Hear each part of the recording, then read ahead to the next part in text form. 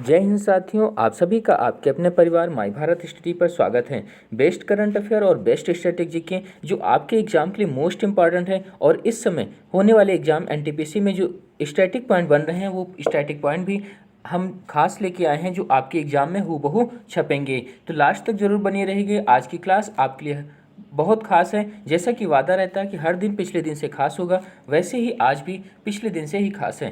पहला question most important है। पहला क्वेश्चन है, हाल ही में किस देश ने हिंद महासागर में पानी के अंदर ड्रोन तैयार किया? तो वो देश है चाइना। चाइना ने पिछले 1 साल से इस ड्रोन को छुपा रखा था, जिससे अब पता चला है पानी के अंदर जो ड्रोन रखा गया है ये खुफिया जानकारी है। किसको देगा? चाइना को एकत्रित करके ये देगा।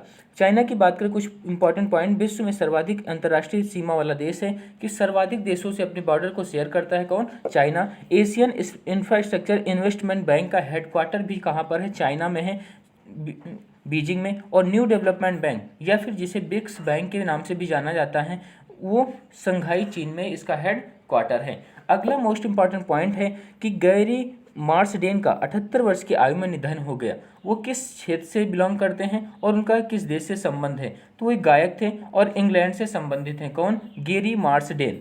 आगे क्वेश्चन पे चलते हैं। अगला क्वेश्चन है, हाल ही में किस राज्य के द्वारा तमिल एकेडमी की स्थापना की गई? तो तमिल एकेडमी की स्थापना करने वाला राज्य है दिल्ली। दिल्ली में ही मास्क बैंक का उद्घाटन किया गया। यहाँ के मुख्यमंत्री जो हैं अरविंद केजरीवाल और उपराज्यपाल हैं अनिल बैजल। लोकसभा की सीटों की बात करें 7, राज्यसभा की सीटें 3 और विधानसभा की सीटें 70 हैं।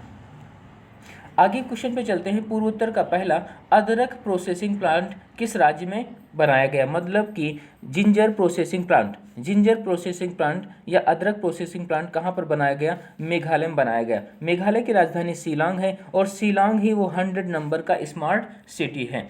मुख्यमंत्री यहाँ के कॉनराड संगमा और यहाँ के गवर्नर हैं सत्यपाल मलिक। मेघालय की बात करें तो मेघालय में 3 पहाड़ियाँ पाई जाती हैं, गारो, खासी और जयंतिया। और यहीं पर यही 3 जनजातियां भी पाई जाती हैं। तो पहाड़ियां और 3 जनजातियां, तो उन पहाड़ियों जनजातियों का नाम है गारो, खासी और जयंतिया। इनको हमें याद रखना है। अगला पॉइंट जो है मोस्ट इंपॉर्टेंट है। प्रधानमंत्री नरेंद्र मोदी ने IIM संबलपुर स्थायी परिसर की आधारशिला रखी। ये किस राज्य में इन्होंने रखी है? तो वो राज्य है उड़ीसा। राजधानी भुवनेश्वर। मुख्यमंत्री यहाँ के नवीन पटनायक और राज्यपाल यहाँ के कौन है? गणेशी लाल हैं। 2023 विश्व हॉकी विश्व कप की मेजबानी कौन करेगा? उड़ीसा राज्य करेगा। उड़ीसा में ही अभी हाल ही में परिश्रम पोर्टल का भी शुभारंभ किया गया।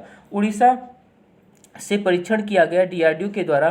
किसका? पृथ्वी 2 मिसाइल का परीक्षण किया गया। बात करें DRDO की स्थापना जो हुई 1 जनवरी 1958 को हुई। 1 जनवरी 1958 को हुई और 1 जनवरी को DRDO ने अपना 63वां स्थापना दिवस मनाया। 63 नंबर का स्थापना दिवस DRDO ने 1 जनवरी को मनाया। DRDO के चीफ जो हैं G सतीश रेड्डी हैं, तो हमें ये भी याद रखना है। आगे चलते हैं अगले पॉइंट पर। अगला पॉइंट मोस्ट इंपॉर्टेंट है। हाल ही में पौंग झील में प्रवासी पक्षियों की मौत हुई।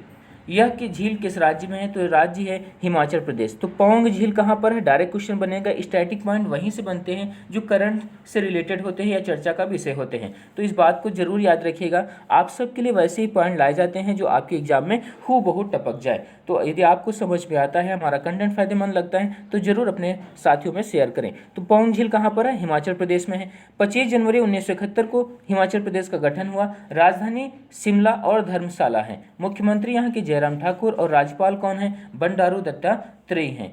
देश में पहली बार हींग की खेती की गई कहाँ पर? हिमाचल प्रदेश में। तो पॉइंट को जरूर मार्क करिएगा, मोस्ट इंपॉर्टेंट है। स्वच्छता कैफे का उद्घाटन किया गया हिमाचल प्रदेश में। और नई शिक्षा नीति को लागू करने वाला पहला राज्य भी कौन सा बना? हिमाचल प्रदेश। तो इसे तो मोस्ट इंपॉर्टेंट है, इसे जरूर नोट करिएगा कि नई शिक्षा नीति को लागू करने वाला राज्य कौन सा पहला है? वो हिमाचल प्रदेश है। नई शिक्षा नीति की बात करें तो पहले हमारे जो शिक्षा का प्रोसेस था वो क्या था? 10+2 बेस पे था। लेकिन अब जो शिक्षा नीति लागू होगी वो 5+3+3+4 बेस पर डिपेंड होगी। तो आपको ये सारे पॉइंट याद रखने हैं। अगला पॉइंट है मोस्ट इंपॉर्टेंट आप सबके लिए। हाल ही में किस देश ने अपनी राष्ट्रगान में परिवर्तन किया? तो वो देश है ऑस्ट्रेलिया। ऑस्ट्रेलिया ने 9 वर्ष की पूर्व संध्या पर वहाँ के प्रधानमंत्री स्कॉट मॉरिसन के द्वारा अपने राष्ट्रगान for we are young and free, उनके राष्ट्रगान में एक लाइन थी for we are young and free, उसमें परिवर्तन करके क्या बनाया, for we are one and free, मतलब कि एक शब्द को अब हटाया गया, यंग के स्थान पर वन बना दिया गया। क्यों? राष्ट्र को एकता में पिरोने के लिए ऐसा काम किया गया। राजधानी यहाँ की क्या है? कैनबरा है। और यहाँ के प्रधानमंत्री कौन है? स्कॉट मॉरिसन है। ये पॉइंट भी हमें याद रखना है। आगे मोस्ट इंपॉर्टेंट पॉइंट, भारतीय air force chief air marshal RKS Bhadauria. तो इसका मतलब क्या हुआ? एयरफोर्स के चीफ इस समय कौन है? RKS भदौरिया है। ने क्या किया? IAF ई गवर्नेंस पोर्टल या ई ऑफिस किस राज्य में लॉन्च किया? तो दिल्ली में यह लॉन्च किया गया। उद्देश्य क्या होगा? यह पोर्टल डिजिटल इंडिया और ई गवर्नेंस पहल का एक पार्ट है, एक हिस्सा है, जो भारतीय वायुसेना को पेपरलेस कार्यालय वर्क फ्लो में बदल देगा। मतलब कि पेपरलेस कार्यालय बनाने की ओर अहम कदम उठाया गया है। एयरफोर्स की बात करें तो इसका गठन 8 अक्टूबर 1932 को रॉयल इंडिया एयरफोर्स के रूप में किया गया था। मतलब स्वतंत्रता से पहले भारतीय एयरफोर्स जो है इसका गठन हुआ था, लेकिन किस नाम से हुआ था? रॉयल इंडिया एयरफोर्स के नाम से हुआ था। 1950 में गणतंत्र होने के बाद अब हम क्या किया? रॉयल को हटा दिया गया। अपने देश में जब गणतंत्र हुआ 1950, उसके बाद से इंडियन एयरफोर्स का नाम इंडियन एयरफोर्स किया गया, रॉयल शब्द को हटा दिया गया। इंडियन एयरफोर्स डे कब मनाते हैं? तो वो मनाते हैं 8 अक्टूबर को। साथ ही साथ और देख लेते हैं साथियों, नौसेना दिवस कब मनाते हैं? 4 दिसंबर को। और सेना दिवस पूछा जाए या इंडियन आर्मी डे पूछा जाए तो 15 जनवरी को मनाते हैं। प्रथम वायुसेना प्रमुख कौन थे? एयर मार्शल थॉमस एलमहिस्ट थे। कौन? एयर मार्शल थॉमस एलमहिस्ट थे। तो सारे पॉइंट मोस्ट इंपॉर्टेंट है और आपके एग्जाम को तोड़ने के लिए ही बनाए गए हैं। तो मोस्ट इंपॉर्टेंट पॉइंट है, इनको कॉपियों पे अपने नोट करिए और रिवीजन के लिए आपके लिए बेहतर नोट्स तैयार होंगे। आपको लिए एक मोटिवेशन कोड लाया गया है जो आपके पूरे दिन को ऊर्जावान बनाएगा और आपको तैयारी में 4 चांद लगा देगा। पसीने की स्याही से जो लिखते हैं अपने इरादों को, उनके मुकद्दर के पन्ने कभी कोरे नहीं होते। तो पसीने को टपकने दीजिए, मेहनत को पूरी तरह से जुट जाइए, जिससे आपके पसीने की वो कीमत और आपके माता पिता की पसीने की कीमत इस मंजिल से हमें लेना है और मंजिल को घुटने झुका देना है। तो हमें हर हाल में जीतना है, इसलिए मेहनत को करते रहें, पसीने की चिंता ना करें, क्योंकि कहा गया है पसीने की स्याही से जो लिखते हैं अपने इरादों को, उनके मुकद्दर के पन्ने कभी कोरे नहीं होते हैं। हम लगे हैं डटे और तब तक डटे रहेंगे जब तक हम मंजिल को पा नहीं लेते हैं। सूरज की तरह चमकना है तो सूरज की तरह जलना भी होगा। मान लिया तो हार है, ठान लिया तो जीत है। चलते हैं आगे। यदि आपको हमारा कंटेंट समझ में आता है तो चैनल को जरूर सब्सक्राइब कर लीजिए और लाइक पर प्रेस कर दीजिए, जिससे हमें मोटिवेट हो सके और आपके लिए बेहतर कंटेंट ला सकें। और अपने साथियों को शेयर करें, ज़्यादा से ज़्यादा अपने परिवार को बढ़ाएं। ये आपके लिए ही, अपने परिवार के लिए हम कर रहे हैं, तो अपने परिवार को ज़्यादा से ज़्यादा बढ़ाएं, जिससे बेहतर तैयारी हो सके। आग्नेय चट्टान की भौकाली सीरीज हमने शुरू की थी, उसमें 4 नंबर की भौकाली सीरीज है, जिसमें से क्वेश्चन कुछ अभी NTPC में देखने को मिले हैं, तो उनकी बात कर लेते हैं। आग्नेय चट्टान जो है ग्रेनाइट और बेसाल्ट के उदाहरण है। आग्नेय चट्टान के उदाहरण कौन से? एग्जाम्पल ग्रेनाइट और बेसाल्ट जो है कैसे हैं? आग्नेय चट्टान के उदाहरण है। अवसादी चट्टान की बात करें तो स्लेट, चूना पत्थर, बलुआ पत्थर।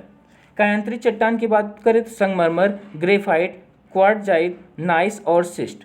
तो ये सब जो हैं कुछ मोस्ट इंपॉर्टेंट पॉइंट है जो आपके एग्जाम में डायरेक्ट ही पूछे जाते हैं। यही दिया जाएगा, बताओ दिए गए विकल्प में से आग्नेय चट्टान के उदाहरण क्या है, या ग्रेनाइट किस प्रकार की चट्टान का उदाहरण है। तो आपको ये सारे पॉइंट याद रखने हैं और आपको पता है कि यहाँ पर हर दिन पिछले 1-2 सीरीजों को रिवीजन कराया जाता है, जिससे आपको यहीं पर सारी चीज़ें याद हो। यही इस क्लास की खास बात है। जैसा कि हमने भौकाल 3 सीरीज देखा था, जिसमें हमने बात की थी कुछ पॉइंट की। बेसबॉल कितने हैं खिलाड़ी होते हैं? 9 होते हैं। खो खो में 9 होते हैं। खो खो की बात करें तो देखो, खो खो में हम कैसे लिखते हैं? खो खो ऐसे ही तो लिखते हो, खो खो। तो खो खो कितना? 3 और 3 का स्क्वायर कितना होता है? 9। बात समझ में आ गई। बेसबॉल में ऐसे ही तो कितने हो? 9। हॉकी हो या फुटबॉल हो या क्रिकेट हो, तो आपको ऐसे ही याद रखना है, हॉकी फुटबॉल क्रिकेट 11 खिलाड़ी। वाटर पोलो की बात करें तो वाटर पोलो में कितने, और कबड्डी में कितने, नेट बॉल में कितने? 7 होते हैं। जबकि बास्केटबॉल की बात करें तो 5 और वॉलीबॉल की बात करें तो 6। तो हमने याद कैसे किया? तो वॉलीबॉल में कितने? 6। और जैसे ही वॉलीबॉल में बास्केट लगा दिया हमने, एक कम हो गया बास्केट में क्योंकि चला गया। तो ऐसे याद कर सकते हो या फिर डायरेक्ट भी याद कर सकते हो।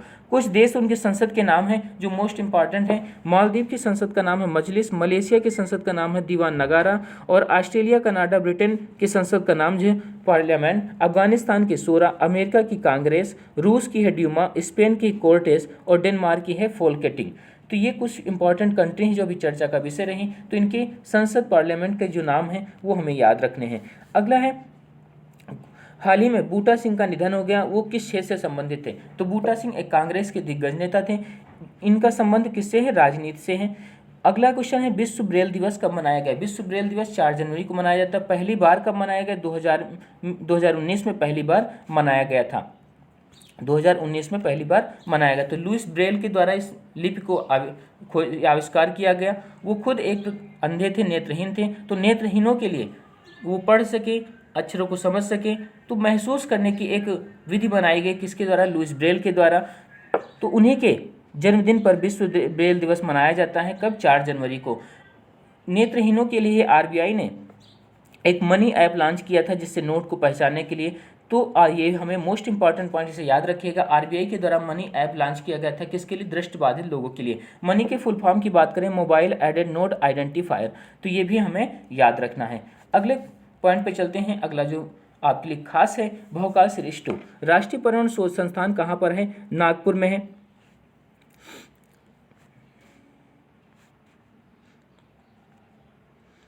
ठीक, तो राष्ट्रीय पर्यावरण शोध संस्थान कहाँ पर है? नागपुर में है। पर्यावरण शिक्षा केंद्र कहाँ पर? अहमदाबाद में है। पारिस्थितिकी विज्ञान केंद्र बेंगलुरु, भारतीय प्राणी विज्ञान सर्वेक्षण कोलकाता और भारतीय वनस्पति सर्वेक्षण के कहाँ पर है? कोलकाता में है। तो आपको रिवीजन करने से फ़ायदा हो रहा है तो ज़रूर बताइएगा, क्योंकि हर दिन आप यदि रिवीजन करेंगे तो आपको सारी चीज़ें यहीं पर याद हो जाएंगी। जैसे कि हमने पिछले क्लास में मोस्ट इंपॉर्टेंट पॉइंट इधर बताया था साइंस से रिलेटेड। प्रकाश की चाल की कैलकुलेशन सबसे पहले किसने की थी? स्पीड को गणना की रोमर के द्वारा किया गया।